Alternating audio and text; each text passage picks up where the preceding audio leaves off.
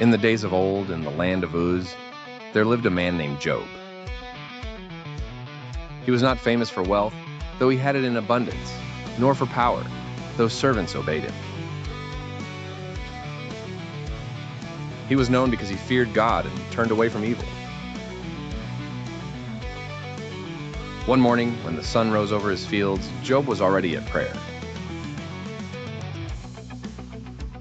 He blessed the Lord for his children, his flocks, and the peace of his house.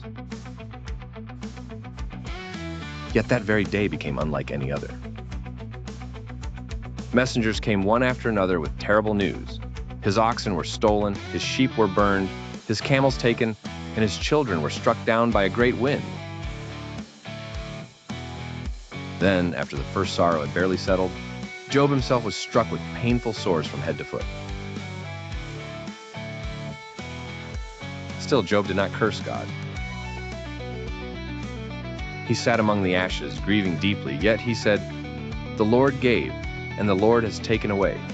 Blessed be the name of the Lord." His wife, crushed by suffering, urged him to give up. His friends arrived and at first sat silently beside him, for they saw that his pain was great. But soon they began to speak as though suffering must always be a punishment.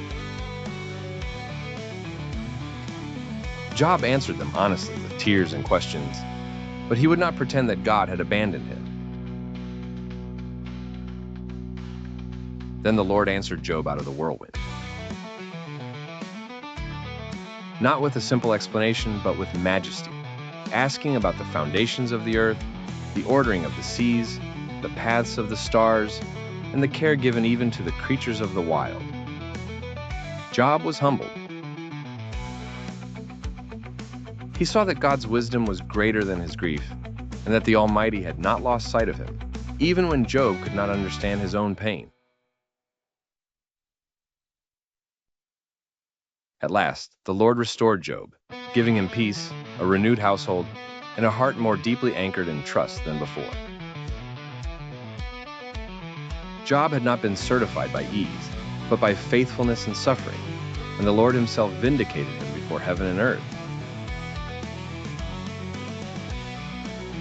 The lesson is this: a righteous person may suffer without understanding the reason, yet God remains wise, present, and worthy of trust. For the Lord is full of compassion and mercy.